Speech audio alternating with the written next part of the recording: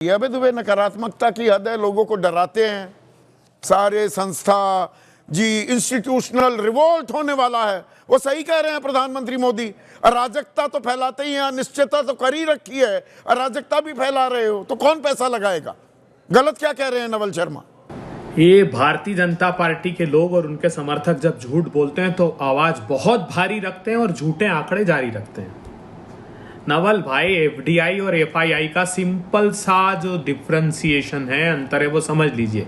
FDI physical investment है कंपनियों के अंदर सीधे, और एफआईआई शेयर्स में, बॉन्ड में, म्यूचुअल फंड में का इन्वेस्टमेंट है।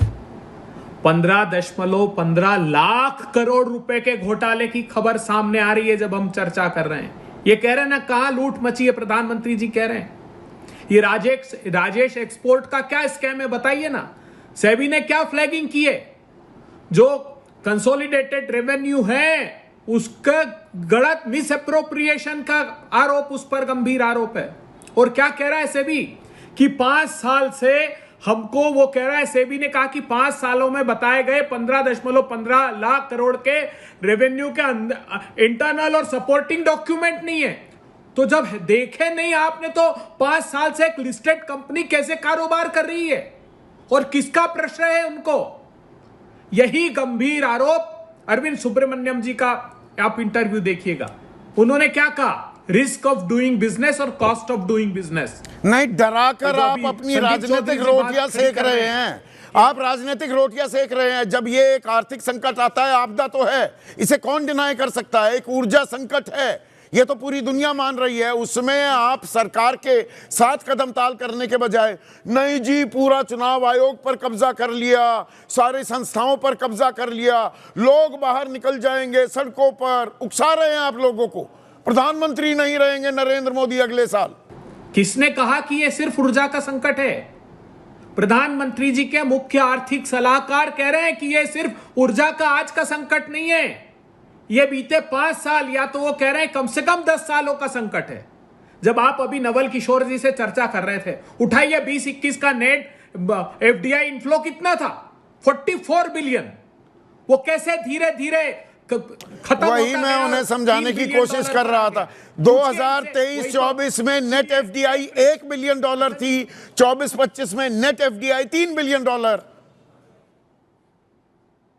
9 महीने का आंकड़ा बता रहा हूं पिछले साल का। 2021 में वो 44 बिलियन डॉलर थी। जो फॉरेन पोर्टफोलियो इन्वेस्टमेंट की बात कर रहे हैं, पिछले 5 महीने में 2.5 लाख करोड़ रुपए निकल गया। हम जीडीपी का आंकड़े की बात करते हैं, और जापान और यूके से जो 5 और 7 और 12 करोड़ के देश हैं, जीडीपी तो हमारी विकास दर 7.7% से बढ़ रही है। हम दुनिया में सबसे तेजी से बढ़ती हुई विकास दर तो हासिल कर रहे हैं ना। आज का जो आंकड़ा आया है 2025-26 का, वो तो 7.7% है ना। इसको आप इनकार कर सकते हैं? आपने सुना आरबीआई के गवर्नर साहब ने क्या कहा? उन्होंने 2-3 मेन बेसिस उसके बताए। उन्होंने कहा कि साहब, एक तो एग्रीकल्चर की ग्रोथ रेट हमारी, एक कैपेक्स हमारा जो कैपिटल इन्वेस्टमेंट सरकार करती है, और कह रहे साहब इन्वेस्टमेंट का वातावरण सुधर रहा है।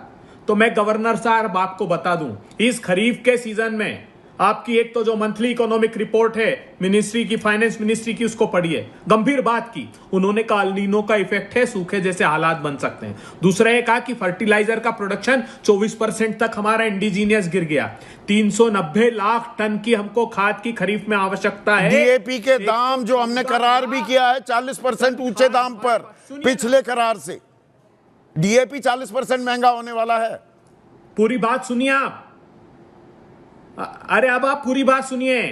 114 लाख टन खाद की कमी है। 7.5 करोड़ हेक्टेयर खेती के पर खाद का संकट है ही नहीं। इसलिए प्रधानमंत्री जी गाना गा रहे हैं, ऑर्गेनिक यूज करो, ऑर्गेनिक। अरे श्रीलंका बनाना चाहते हो? 50% अगर ऑर्गेनिक खाद यूज कर लिया तो हमारा प्रोडक्शन, हमारी खेती कोलैप्स हो जाएगी।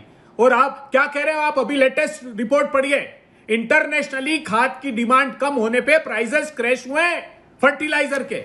यह झूठ परोस रही सरकार। आप पूछिए सरकार से। वियतनाम जैसा 2 करोड़ का देश, मार्केट कैप उसकी हिंदुस्तान से अधिक हो गई, साउथ कोरिया की ज्यादा हो गई हमसे।